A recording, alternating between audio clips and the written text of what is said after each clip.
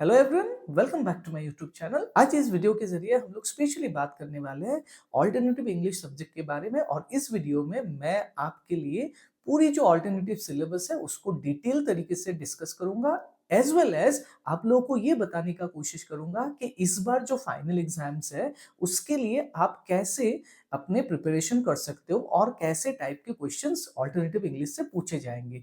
तो आप इस वीडियो को पूरी तरीके से एंड तक देखिएगा और इसमें बीच में मैं कुछ ऐसे टिप्स भी दूंगा जो आपके लिए बहुत ही हेल्पफुल होगा, क्योंकि ऑल्टरनेटिव इंग्लिश जो है ये ज्यादा बड़ा बुक नहीं है, but often our students find difficulty that what sort of questions that are going to be asked in the examination, or sometimes they find it very difficult to answer those questions that have already come in the previous year examinations। क्योंकि English जो है उससे alternative English के जो questions है ये थोड़े ज्यादा क्रिटिकल क्वेश्चंस पूछे जाते हैं, थोड़े ज्यादा आपके चैप्टर्स के डेप्थ के बारे में पूछा जाता है। तो इसीलिए हम लोग को थोड़ी सी परेशानी होती है इसके आंसर्स करने में, बट इस वीडियो में मैं आप लोगों के लिए एक आसान तरीका निकाल दूंगा जिसके वजह से आप अच्छी तरीके से प्रिपेयर कर सकते हो फाइनल एग्जाम्स के लिए। एज वेल एज कोई भी क्वेश्चंस अगर आ जाए एग्जाम्स में तो उसको आप कैसे इन जो रिमेनिंग टाइम है इसमें आप प्रिपेयर करोगे। तो ये वीडियो आपके लिए बहुत हेल्पफुल होने वाला है, तो काइंडली आप वीडियो को आखिर तक देखिएगा। और यहाँ पे मैं आप लोगों को और एक बात बताना चाहता हूँ कि ऑलरेडी मैंने ऑल्टरनेटिव इंग्लिश के जितने भी चैप्टर्स है, सारे चैप्टर्स, ऑलमोस्ट सारे चैप्टर्स के ऊपर मैंने एक्सप्लेनेशन समरी वाला वीडियो बना रखा है। मेरे चैनल में आप लोगों को मिल जाएगा, जिसका लिंक भी मैं नीचे आपको डिस्क्रिप्शन बॉक्स में दे दूंगा। आप उन वीडियोस को जाके देखिएगा और उसमें सिर्फ मैंने डिटेल तरीके से उन चैप्टर्स की डिस्कशन ही नहीं की, बल्कि उन चैप्टर से रिलेटेड थीम्स और की पॉइंट्स के बारे में भी डिस्कस की है, जो आपको मैं यहाँ पे भी बताने वाला हूँ कि वो आपको कैसे हेल्प करने वाला है एग्जाम्स के लिए। तो आइए शुरू करते हैं इस वीडियो। तो पहले हम लोग जान लेते हैं कि हमारा जो सिलेबस है वो कैसा है। तो हम लोग यहाँ पे देख पाएंगे कि पहला जो हमारा यूनिट है वो क्या है, हमारा प्रोज वाला सेक्शन है। Now from prose will have only 40 marks of questions, ठीक है, 40 मार्क का क्वेश्चन आएगा। देन पोएट्री सेक्शन यूनिट 3 है, यूनिट 2 है। पोएट्री सेक्शन से 30 मार्क्स का क्वेश्चन आने वाला है। ग्रामर सेक्शन से हमें सिर्फ 20 मार्क्स का क्वेश्चन आएगा और ग्रामर ज़्यादा नहीं है, 2 ही टॉपिक हमें पढ़ना है। और ऐसे ये बहुत आपको इंपॉर्टेंट होने वाला है, ऐसे के ऊपर एक ऐसे आपको लिखना है जिसमें आपका कितना रहेगा, 10 मार्क्स रहेगा। सॉरी, यहाँ पे एक बात मैं भूल गया कि ग्रामर के साथ कॉम्प्रिहेंशन भी है। इसका मतलब 10 मार्क्स ग्रामर से आएगा और 10 मार्क्स रहेगा आपका कॉम्प्रिहेंशन, ठीक है। तो ये हो गया आपका 4 जो यूनिट है वो, प्रोज, पोएट्री, ग्रामर, कॉम्प्रिहेंशन एक साथ और आपका ऐसे। तो इतना ही आपको प्रिपेयर करना है, ठीक है। अभी हमें चैप्टर्स कौन से चाहिए, हमें चैप्टर्स चाहिए a cup of tea by Katherine Mansfield, the voyage by Bhupen Hazarika, the verger by William Somerset Maugham, the martyr's corner, उसके बाद बिना कुटीर। तो ये 5 हम लोग का चैप्टर हो गए, प्रोज हो गए। उसके बाद इसमें से हमें 40 मार्क्स चाहिए। Then we have poetry sections. हमारे पोएट्री कितने हैं, एक्चुअली 6 पॉइम्स है, जैसे कि Ozymandias of Egypt, because I could not stop for that, strange meeting, the solitude of Alexander Selkirk, the lake isle of Innisfree, the night of the scorpion. तो 6 prose and 6 poems and 5 prose. अभी आप क्या कर सकते हो कि इसमें से अगर जिस भी बच्चे को कोई एक चैप्टर या एक पोएम अगर डिफिकल्ट महसूस हो रहा है, अगर डिफिकल्ट मैं सजेस्ट नहीं करना चाहूँगा, लेकिन येट अगर आपको दिक्कत आ रही है कोई एक प्रोज या एक पोएम पढ़ना, तो आप उसको एक्सक्लूड कर सकते हो, उसको छोड़ सकते हो। लेकिन मैं सजेशन इसलिए नहीं देना चाहता क्योंकि आपको आरटीसीज भी करने हैं।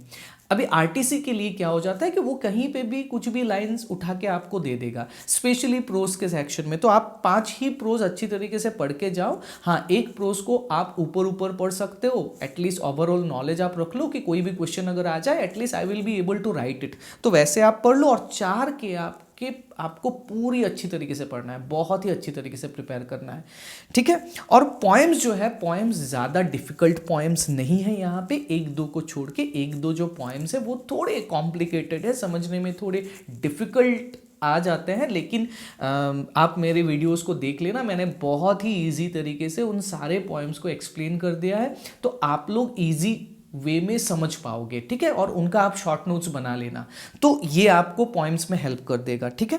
तो ये पॉइम्स आप प्रिपेयर कर लो, कोई एक पॉइम को आप छोड़ सकते हो, यहाँ से एक्सक्लूड कर सकते हो, इट्स टोटली फाइन, ये आपके लिए पूरा कोई प्रॉब्लम दिक्कत वाला बात नहीं होगा, ठीक है।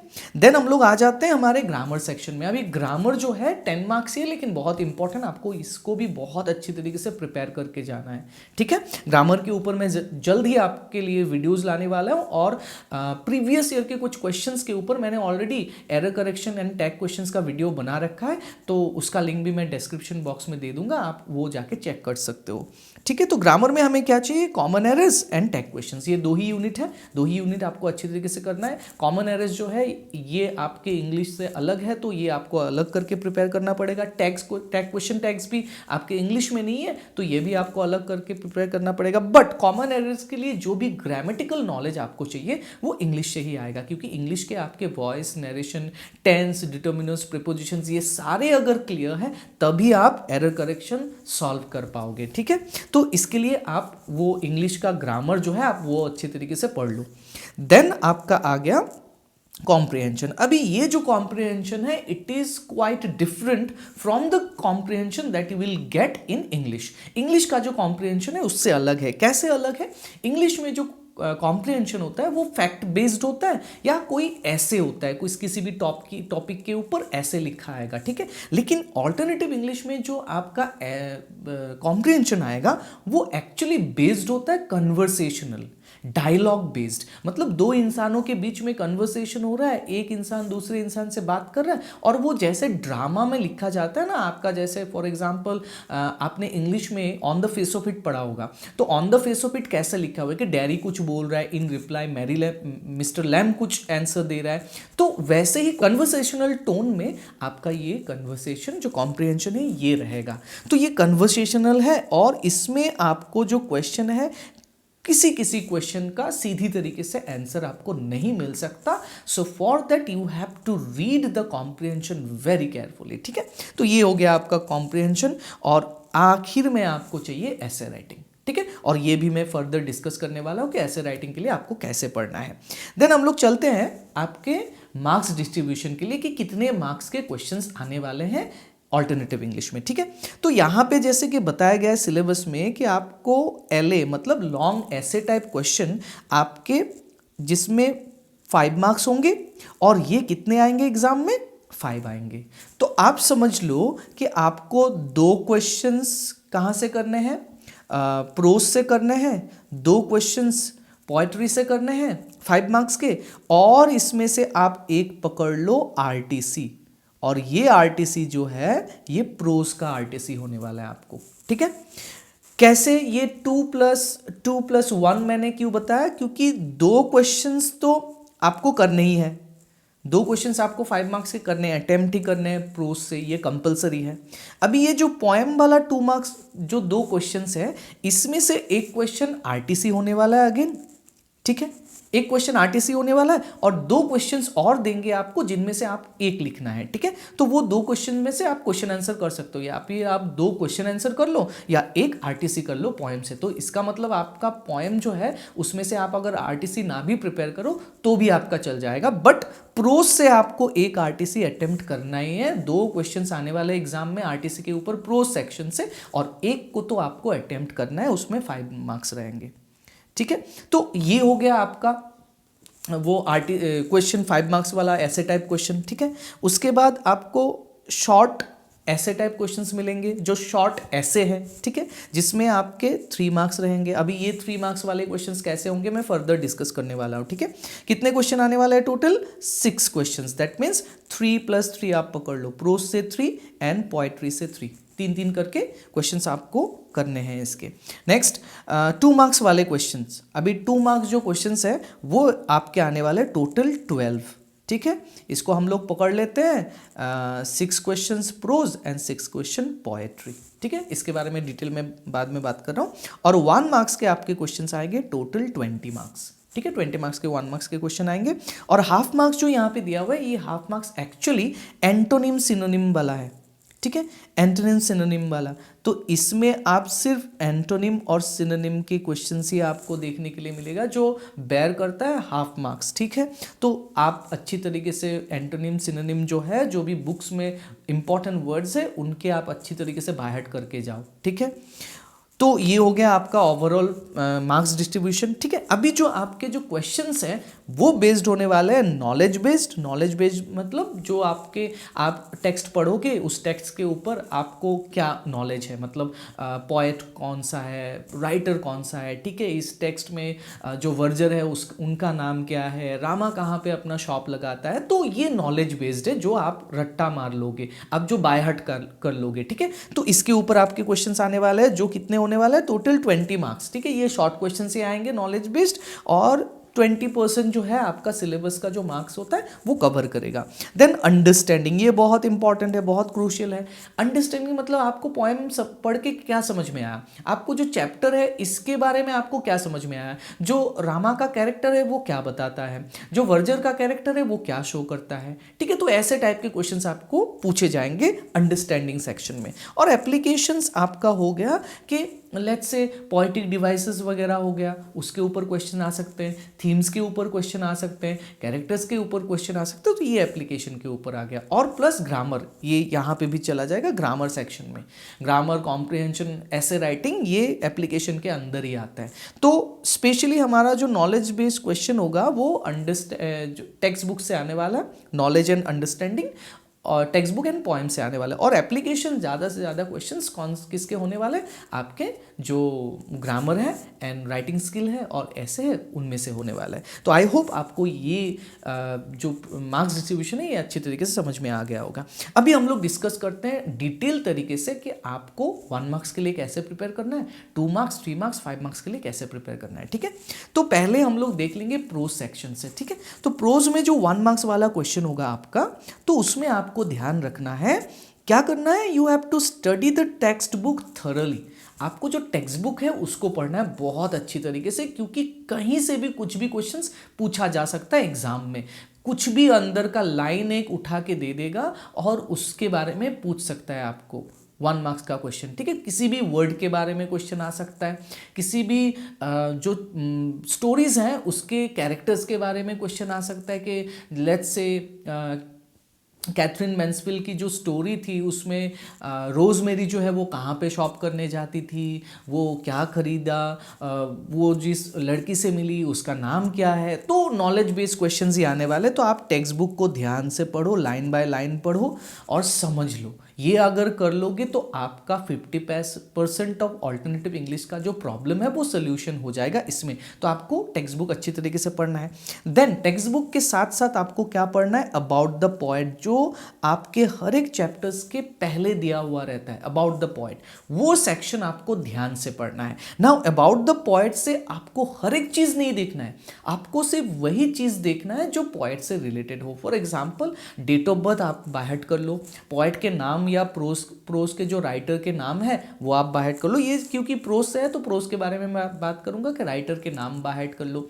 आप बाय हार्ट करो कि उस चैप्टर से रिलेटेड क्या बातें उसमें लिखी हुई हैं, कि ये चैप्टर कौन से बुक में आता है, कितने कौन से ईयर में पब्लिश हुआ था। ठीक है, या कुछ अवार्ड्स, तो नोबेल प्राइज वगैरह तो नहीं मिला, भारत रत्न वगैरह तो नहीं मिला। जैसे भूपेन हजारिका के ऊपर क्वेश्चन आ सकता है कि भारत रत्न उनको कब मिला था। ठीक है, या तो फिर कुछ क्वेश्चन उनके बुक्स के ऊपर भी पूछा जा सकता है, इंपॉर्टेंट बुक्स के ऊपर भी पूछा जा सकता है। तो ये जो है ये आप पोएट्री वाला, अबाउट द पोएट वाला या अबाउट द ऑथर वाला जो सेक्शन है उसमें से आप देख लो। यहाँ पे पोएट है, एक्चुअली ऑथर होना चाहिए था, तो आप वो देख लो ध्यान से। ठीक है, देन आप क्या देख सकते हो, वर्ड मीनिंग दे सकते हो फ्रॉम द बैक। ये वर्ड मीनिंग वो वाला वर्ड मीनिंग नहीं है जो एंटोनिम सिनोनिम के साथ आता है। ये वर्ड मीनिंग कैसा आ सकता है कि लेट्स से आपको जो पीछे हर एक चैप्टर्स के पीछे बहुत सारे वर्ड्स के मीनिंग दिए गए हैं और वो क्या रेफर करता है उनके बारे में भी पूछा गया है। ठीक है, जैसे कि फॉर एग्जांपल जैसे Bhupen Hazarika the voyage chapters में,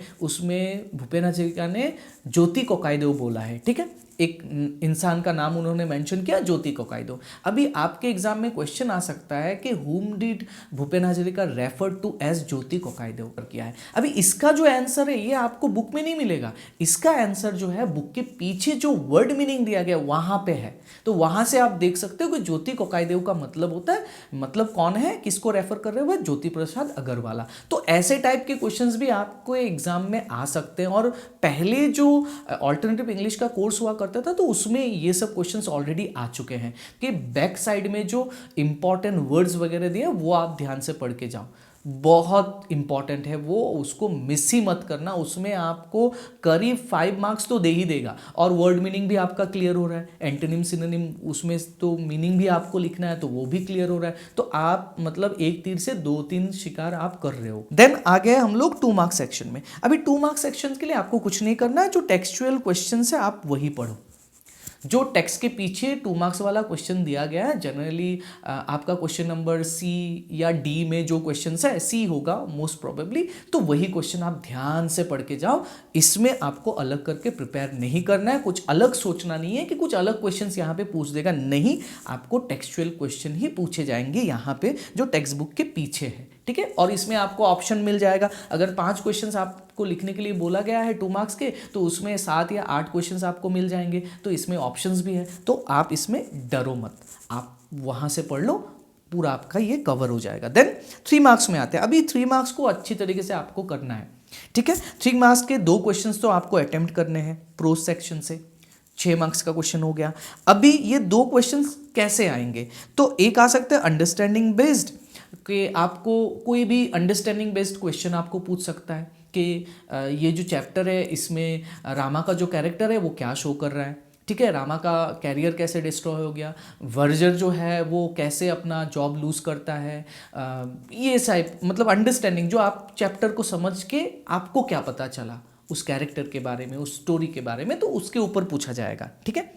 फिर आपको क्या करना है, इसके साथ साथ आप टेक्सचुअल क्वेश्चन भी पढ़ लो, जो टेक्स्ट के पीछे है, 2 मार्क्स क्वेश्चन के नीचे होगा, जो लास्ट सेकंड वाला ग्रुप होता है क्वेश्चंस का, वो आप पढ़ लो अच्छी तरीके से, तो ये वाला उसमें से कवर हो जाएगा, ठीक है। टेक्सचुअल क्वेश्चन से ऑलमोस्ट आप पकड़ लो कि 80% क्वेश्चंस वहां से आने वाले, 1-2 क्वेश्चंस आपको इंटरनली पूछ लेगा, लेकिन वो भी आपका कवर हो जाएगा अगर आप टेक्सचुअल क्वेश्चंस अच्छी तरीके से पढ़ रहे हो। तो इसमें भी आप ध्यान दो कि टेक्सचुअल क्वेश्चन ही पढ़ो, और ध्यान देना कि जो चैप्टर्स में पढ़ रहा हूँ, ये चैप्टर में जो कैरेक्टर है वो क्या सिंबलाइज कर रहा है, वो क्या बता रहा है, उसके ट्रेट्स क्या है, क्वालिटीज क्या है, ये आप थोड़ा पढ़ लो, ठीक है।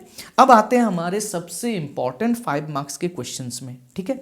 अभी 5 मार्क्स के क्वेश्चंस कैसे आने वाले हैं, तो पहले आने वाला है जस्टिफाई करने के लिए आ सकता है कि justify the title of the chapter, ठीक है। तो ऐसे टाइप के जस्टिफाई वाले क्वेश्चंस आएंगे जो आपको ऑलमोस्ट जो बैक में जो क्वेश्चंस है उसमें आपको मिल जाएगा, ठीक है। फिर आप यहाँ पे कैरेक्टर पढ़ लो, ठीक है, वर्जर का कैरेक्टर आप पढ़ लेना, रोजमेरी का कैरेक्टर अच्छी तरीके से पढ़ लेना, रामा का कैरेक्टर अच्छी तरीके से पढ़ लो आप, भूपेन हजारिका का कैरेक्टर ऑफ कोर्स नहीं आएगा, वो आपको पढ़ना नहीं है, उसके अलावा जो भी स्टोरीज हैं उनमें से आप कैरेक्टर देख सकते हो, ठीक है। उसके बाद आपको देखना है थीम्स के ऊपर, ठीक है, कौन से थीम के ऊपर लिखा गया है, जैसे कि द वॉयज में से आपको देखना है कि इंडियननेस, नेशनलिज्म कैसे उसमें रिफ्लेक्ट होता है, वो आपको देखना है, ठीक है। उसके बाद आपको द वर्जर से आप देख सकते हो कि कैसे मतलब फेट है वो कभी भी टर्न हो सकता है, आपका एजुकेशन और स्किल जो है ये 2 अलग अलग चीज़ें हैं, 2 अलग अलग जगह में इसको रखना है, तो दैट सॉर्ट ऑफ थिंग्स, वो थीम के ऊपर क्वेश्चंस आ सकता है यहाँ पे, ये आप देख लेना, ठीक है। और शॉर्ट नोट टाइप के क्वेश्चंस 1-2 बार पूछे गए हैं तो ये आ सकता है, जैसे कि right a short note on rosemary fail, ठीक है, right a short note on आपका आ सकता है याकुमा नाटुम, ठीक है, जो डांस फॉर्म है उसके ऊपर आ सकता है, write a short note on Bhupen Hazarika stoop over at Sri Lanka, ऐसे करके क्वेश्चन शॉर्ट नोट के ऊपर आ सकता है जो 5 मार्क्स बेस्ड होंगे, ठीक है। अभी ये हो गया आपका प्रोज के 5 मार्क्स, ये तो आपको करने हैं, 2 क्वेश्चंस यहाँ पे अटेम्प्ट करना है 10 मार्क्स वाला। फिर आपको आरटीसी आएगा, 2 क्वेश्चंस आपको आरटीसी वाला आना है। अभी आरटीसी में बहुत स्टूडेंट्स का मुझे मतलब बताता हुआ मैंने सुना है कि आरटीसी बहुत दिक्कत आता है, ये बहुत ट्रबल करता है। तो आरटीसी आपका वो सेक्शन है जो आपको बहुत अच्छा मार्क्स कैरी करके देगा, तो आप आरटीसी अच्छी तरीके से प्रिपेयर करना, ठीक है। अभी आरटीसी कैसे प्रिपेयर करोगे, मैंने आरटीसी के ऊपर एक लास्ट ईयर ही एक बहुत अच्छा वीडियो बनाया था, आप एक बार चाहो तो वो वीडियो देख सकते हो। और इस साल भी मैं दोबारा से इम्पॉर्टेंट आरटीसी के ऊपर वीडियो में लाऊंगा, तो आप मेरे चैनल में प्लीज़ आप बने रहिएगा, बीच बीच में चेक करते रहिएगा और सब्सक्राइब कर लो और बेल आइकन को आप लोग दबा लो ताकि आपको वो वीडियो टाइम से मिल जाए। अभी आरटीसी आपको क्या करना है, आरटीसी के लिए आप जो पहले मैंने बोला था ना 1 मार्क्स के लिए आप जो लाइन पढ़ोगे, टेक्स्ट बुक को पढ़ोगे, तो इंपॉर्टेंट लाइंस को आपको अंडरलाइन करना है।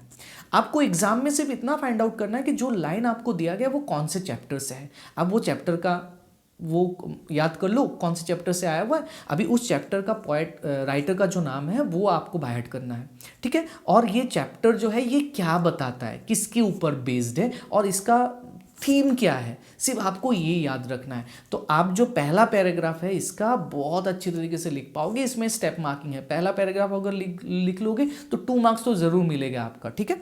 और जो सेकंड पैराग्राफ है उसमें आपको क्या करना है, जो वो लाइन है उसको एक्सप्लेन करना है। इसके लिए आप क्या करोगे, अगर आपको कुछ भी नहीं आता तो एटलीस्ट अगर आपने रिकग्नाइज कर लिया कि कौन से चैप्टर से आया हुआ है, तो आप इतना तो लिख सकते हो कि उस चैप्टर में बताया क्या गया है, तो एटलीस्ट आप वो लिख के आ जाओ, फिर भी आपको मार्क्स मिलेगा। आउट ऑफ 5 नहीं होने से, आउट ऑफ 5 आपको 5 आउट ऑफ 5 नहीं होने से भी आपको एटलीस्ट 3 to 4 मार्क्स तो आपको उसमें ज़रूर मिल जाएगा, आप अगर इतना लिख के आ जाते हो तो ये इजी है। आपको सिर्फ इतना फाइंड आउट करना है कि ये जो लाइंस है ये कौन से चैप्टर से लिया गया है, तो ये आप ध्यान दे के पढ़ो, ठीक है। कुछ इंपॉर्टेंस क्वेश्चंस मैं आप लोगों को प्रोवाइड कर दूंगा, डिस्कस कर दूंगा, वो आप लोग देख लेना, ठीक है। नेक्स्ट आ गया सबसे इंपॉर्टेंट जो है एंटोनिम, सिनोनिम एंड मीनिंग। ये आप क्या करना, जब आप टेक्स्ट बुक पढ़ोगे तो जितने भी इंपॉर्टेंट वर्ड्स हैं उनके मीनिंग, एंटोनिम मतलब होता है उनके ऑपोजिट वर्ड्स और सिनोनिम मतलब होता है उनके सिमिलर वर्ड्स, आप ये पढ़ लो। ये बहुत इंपॉर्टेंट होने वाला है, बहुत सारे क्वेश्चंस इसमें से आते हैं, हाफ मार्क्स के 2 क्वेश्चंस आपको करने ही है, तो ऑलमोस्ट 6 मार्क्स इसमें पकड़ लो आप, प्रोज से 6 मार्क्स का क्वेश्चन आने वाला है, ठीक है। अभी चलते हैं हम लोग पोएट्री सेक्शन में। पोएट्री के लिए कैसे प्रिपेयर करोगे, तो 1 मार्क्स वाला क्वेश्चन वही सेम फॉर्मूला, आपको पोएम्स अच्छी तरीके से पढ़ना है, पोएम के ऊपर बेस्ड क्वेश्चंस आ सकते हैं, ठीक है।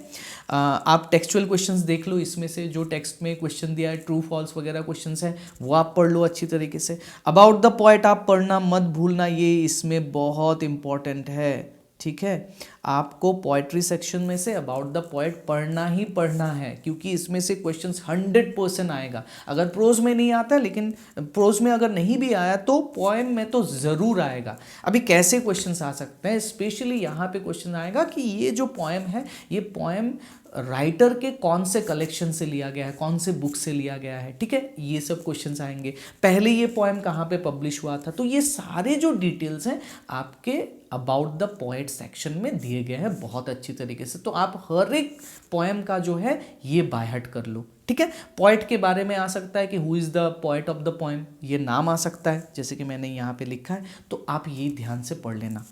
2 मार्क्स के उसके बाद हम लोग क्या आएंगे, नेम ऑफ द बुक, कौन से बुक में, मैंने ऑलरेडी बताया कि ये पोएम कौन से बुक से लिया गया है या कौन से कलेक्शन में अपीयर हुआ था, पहले कहाँ पब्लिश हुआ था, ये सब आपके क्वेश्चंस आ सकते हैं यहाँ से पोएम के 1 मार्क्स वाले क्वेश्चन सेक्शन से, ठीक है। यहाँ पे भी आपको ऑप्शंस मिल जाएगा, तो उसमें से आप जो भी आपको कंफर्टेबल फील हो, जो भी आपको आता हो आप वो कर सकते हो। 2 मार्क्स वाले क्वेश्चंस अब क्या करेंगे, 2 मार्क्स क्वेश्चंस जो है वो आपके पूछे जाएंगे सिंबल्स के ऊपर, इमेजेस के ऊपर और टाइप ऑफ पोएट्री के ऊपर। तो ये आप ध्यान से देखना, ये बहुत इंपॉर्टेंट है, यहाँ पे आप ध्यान दो।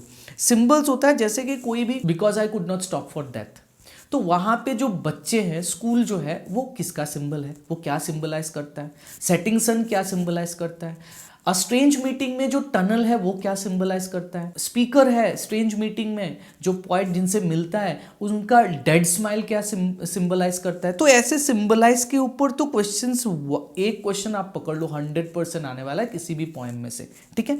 उसके बाद इमेजेस के ऊपर क्वेश्चन आएगा कि ये जो सेटिंग सन वाला इमेज है ये आपको क्या बता रहा है, आप क्या समझ रहे हो इससे, ठीक है। इसके ऊपर प्लस आपको जो सॉलिट्यूड का इमेज जो दिखाया गया है, the solitude of Alexander Selkirk, तो उसमें सॉलिट्यूड को कैसे दिखाया गया है, कैसे पोर्ट्रे किया गया है, ठीक है। तो ऐसे टाइप के इमेज आप इमेजेस के ऊपर आप क्वेश्चंस आप देख सकते हो, ठीक है। देन आप क्या देखना, टाइप ऑफ पोएट्री, ये बहुत इंपॉर्टेंट होने वाला है, ठीक है। अभी जैसे कि ओज़िमंडियस ऑफ इजिप्ट, वो क्या है, एक सोनेट है। तो आप सोनेट के बारे में अच्छे से पढ़ के जाना कि सोनेट कैसा होता है। एक बार क्वेश्चन भी आया था कि justify Ozymandias of Egypt as a sonnet और argue Ozymandias of Egypt as a sonnet. आप देख लेना, लास्ट ईयर या उससे पहले कुछ एग्जाम में आया हुआ था। तो सोनेट है, ठीक है, किस टाइप का पोएट्री होता है, जैसे कि कभी भी कोई पोएम, जैसे कि क्या हो सकता है, लिरिक पोएम है, वो आप देख लो, ठीक है। या कोई पोएम क्या है, बेलाड है, तो आप वो पढ़ लेना। और ये इन्फॉर्मेशन सब आपको अबाउट द पोएट में मिल जाएगा। और पीछे जो समरी दिया है, समरी के बिगिनिंग पार्ट में ये लिखा हुआ रहता है कि ये पोएम जो है ये पर्टिकुलरली कौन से टाइप का पोएम है। तो आपको कंफ्यूज नहीं होना है, आपको वहाँ से निकाल लेना है, ठीक है। निकाल के आप थोड़ा सा क्या कर लो कि उस पोएम के बारे में, जो भी टाइप का जो पोएम है वो, उसके बारे में थोड़ा सा आप पढ़ के जाओ घर से, ठीक है। थोड़ा सा आपको ऑनलाइन में भी डिटेल्स मिल जाएगा। आप अगर टाइप करोगे कि what is a ballad, what is a sonnet, ठीक है, तो आपको ये मिल जाएगा। तो आप थोड़ा सा ये पढ़ के जाओ और उसमें से आप जस्टिफाई कर दो कि हाँ, यही सारा कैरेक्टर्स जो है इस पोएम में दिखा रहा है, ये चीज़ जो एलिमेंट है पोएट ने इस पोएम में यूज़ किया है, that is why we can say that this poem is a sonnet और बैलाड, ठीक है, ये आप लिख सकते हो। देन एक्सप्लेनेशन ऑफ फ्रेज और वर्ड्स, कभी कभी जो मैंने प्रोज के सेक्शन में भी बताया, जो बैक में जो वर्ड्स दिए गए हैं उनको एक्सप्लेन करना आ सकता है। कोई भी वर्ड पोएम के बीच से आपको उठा के दे देंगे या फ्रेजेस दे देंगे, उसको आपको एक्सप्लेन करना है। तो ये आप ध्यान से देख के जाना। और इसके लिए आपका जो पीछे वाला सेक्शन है, जो वर्ड मीनिंग वाला सेक्शन है, वो इंपॉर्टेंट होने वाला है, तो वो आप ध्यान से पढ़ो। और जो भी टेक्सचुअल क्वेश्चन है आप वो पढ़ के जाओ, ये वाला सेक्शन में, 2 मार्क्स वाले सेक्शन में, ठीक है। देन हमारा आ गया 3 मार्क्स वाला क्वेश्चन आएगा। 2 क्वेश्चंस तो यहाँ से हमें अटेम्प्ट करना है, ठीक है। अभी 3 मार्क्स वाले क्वेश्चंस में स्पेशली आप पोएटिक डिवाइसेस पढ़ो, ठीक है, कि मेटाफर का यूज़ कैसे हुआ है इस पोएम में, सिमिली का यूज़ कैसे हुआ है, एलिटरेशन का यूज़ क्या हुआ है, या तो फिर इस पोएम में जो भी जितने भी एलिटरेशन है, सिमिलीज है, जो भी पोएटिक डिवाइसेस है, उसके बारे में आप एक नोट लिखो। तो पोएटिक डिवाइस आप अच्छी तरीके से पढ़ के जाना। और इस पोएटिक डिवाइस के ऊपर मैं बहुत जल्दी आपके लिए इंफॉर्मेटिव वीडियो लाने वाला हूँ, जिसमें हर एक पोएम के पोएटिक डिवाइस को मैं अच्छी तरीके से डिस्कस करके आपको बता दूंगा। तो ये आप लास्ट में एक बार अगर देख भी लोगे ना उस वीडियो को, तो आप एग्जाम में कुछ भी लिख के आ जाओगे। पोएटिक डिवाइस बहुत ईजी है, सिर्फ आपको समझना है कि पोएटिक डिवाइस जो है उसमें यूज़ हो रहा है तो वो कैसे यूज़ हो रहा है, उसका मीनिंग क्या है। अगर आप मीनिंग समझ लोगे तो आप कोई भी वर्ड अगर आपको मैं दे दूँ, कोई भी लाइन अगर आपको मैं दे दूँ, तो आप वहाँ से पोएटिक डिवाइस ईजिली निकाल सकते हो, ठीक है। ये इतना ईजी है। तो आप उस वीडियो का वेट करना, मैं जल्द आपके लिए वो वीडियो लाऊंगा, ठीक है। देन आप क्या पढ़ना, टाइप्स ऑफ पोएम्स। ऑलरेडी मैंने बताया इसके पहले 2 मार्क्स वाले क्वेश्चंस में, वहाँ पे भी टाइप्स ऑफ पोएम था, यहाँ पे भी टाइप्स ऑफ पोएम्स है कि बेलाड, सोनेट, इसके ऊपर आपका क्वेश्चन आ सकता है। जैसे कि आपका स्ट्रेंज मीटिंग जो है ये वॉर पोएट्री है, डिस्क्राइब करो, ठीक है। Strange meeting as war poem या वॉर पोएट्री, ओके, ऐसे क्वेश्चंस आएंगे। और टेक्सचुअल क्वेश्चंस जो भी है वो आप पढ़ लो 3 मार्क्स के लिए। And significance of the title, ये बहुत इंपॉर्टेंट होने वाला है, ठीक है।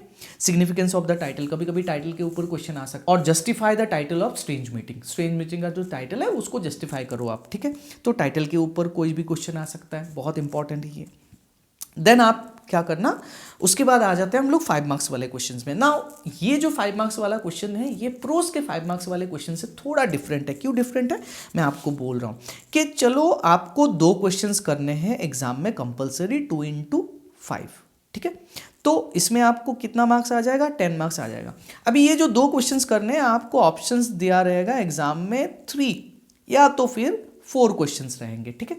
अभी ये जो 3 या 4 क्वेश्चंस है, इनमें से एक क्वेश्चन जो है वो आरटीसी का 100% होने वाला है, कंपलसरी आप पकड़ लो। एक क्वेश्चन आरटीसी का यहां से आएगा। जैसे कि प्रोज में आपको 2 आरटीसी दिए जाएंगे, एक तो आपको करना है, यहां पे कंपलसरी नहीं है कि आपको आरटीसी करना ही करना है।